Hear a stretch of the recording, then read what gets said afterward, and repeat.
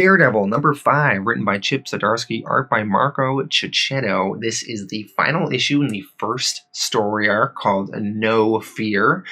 And we see a lot of the same themes explored by Chip Zdarsky in this Daredevil book, as well as being explored in his Spider-Man Life Story book, which also came out this week.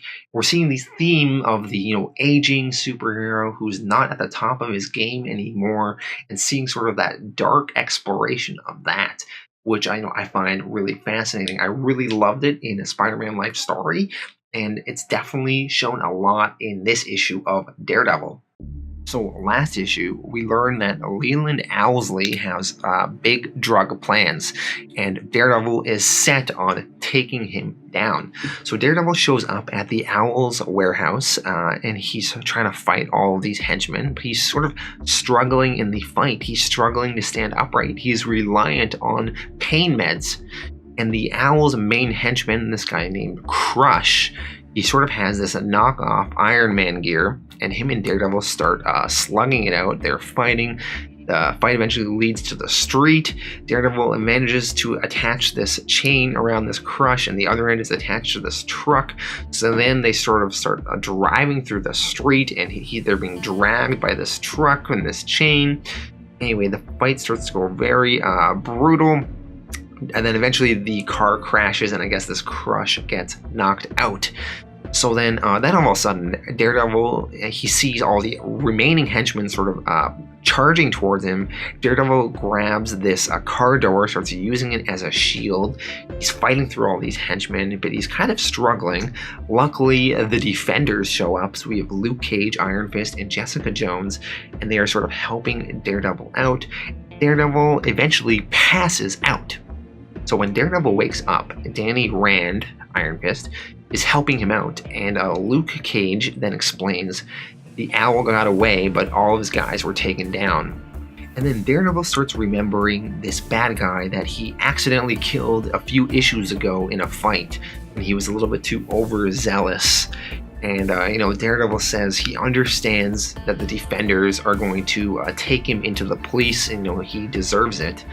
But the Defenders start to explain that, they're not going to take him into the police. They're just worried about him. His new Punisher cosplay, that Daredevil has this whole Punisher outfit on. Apparently, Daredevil says that he just grabbed a shirt, any shirt. He didn't know what shirt it was when, he had that whole tussle with Frank Castle an issue or so ago. But he looks in rough shape, and Luke Cage explains, we're not taking you to the police. What happened with that guy on the street that you accidentally killed, it was an accident. It's what happens when you do this superhero thing. We've all been there. Sometimes people die. Sometimes it's our fault. Jessica Jones adds, none of us go out looking for it. None of us are careless, but it happens and you deal with it and you move on because it's part of the jobs. You help people and you stop the bad guys. Daredevil is very surprised to hear this, that they're willing to sort of forgive his accidental murder. And he makes it sound like Luke Cage and Iron Fist and Jessica Jones have all sort of accidentally murdered someone over the years, which is a little surprising to hear, but, I can totally believe it as well. And Daredevil says, you're all murderers, like, I can't believe this. And, he sort of starts being riled up, but eventually they start calming down. The situation starts de-escalating a bit. Daredevil starts cooling off. He asks to use the bathroom, and then he sneaks out the bathroom window. So Daredevil, Matt Murdock, he is back in his apartment now. He's taking more pain pills, mixing it with liquor, and Spider-Man shows up there. Spider-Man explains that he has followed Daredevil from out on the street back to his apartment. And normally Spider-Man would never be able to follow Daredevil, but Daredevil's clearly not himself. He's not at the top of his game. He killed a man a few issues ago. He got into a fist fight with some cops a few issues ago. Got into a sloppy fight with the Owl's men this issue, where the Defenders had to actually come and save him.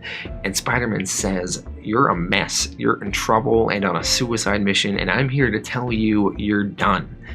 All of us know that we can't do this job forever, that there's going to come a day when we make too many missteps, when our bodies fail, when too many people get hurt and not enough get saved.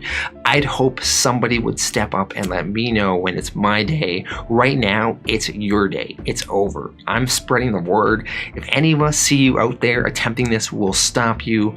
We have to, or it could be the end of all of us. You need to stop.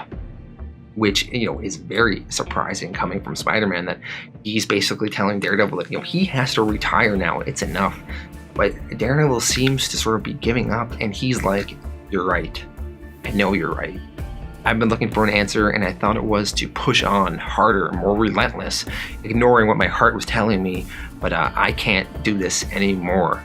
And that is sort of where they leave it. Spider-Man accepts this, he leaves, and the issue ends, and this first story arc ends with sort of the Daredevil giving it up and calling it quits, realizing he can't do it anymore.